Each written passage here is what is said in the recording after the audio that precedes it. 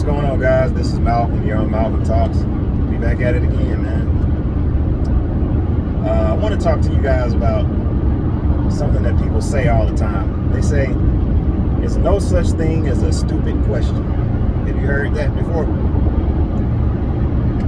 You ever been in like a meeting or something and you might ask a question, you might be like, this might be a dumb question, but I just want to know such and such. And they always say, well, no, ask. We want you to ask your questions. There's no such thing as a stupid question.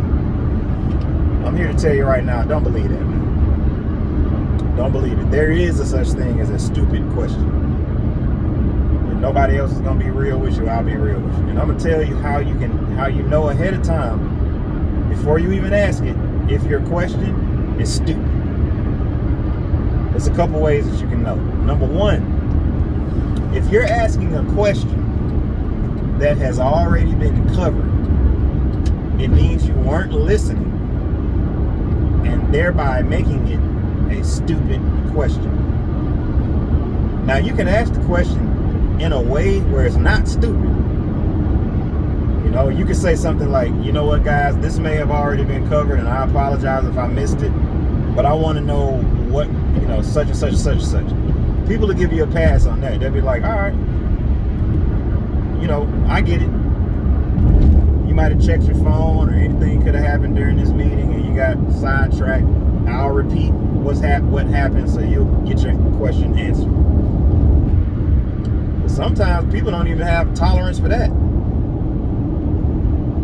Once you reach a certain level, if you're in a meeting and you weren't paying attention, that's bad.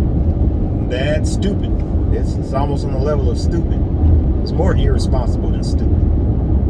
But if you're in a meeting, it's just so crazy to hear somebody say, in a meeting, somebody might say something like, all right, guys, so we're going to be meeting again next week, Tuesday. And then somebody's like, excuse me, I have a question. When are we meeting again? It's like, you ain't paying no attention? That's stupid. All right. Another way that you can ask a stupid question is asking a question that you can easily go find the answer yourself. A question that you can Google, for instance, or a question that it would take you 2 minutes of research to find out. That's a stupid question, because now you want somebody to think for you. See, that's stupid.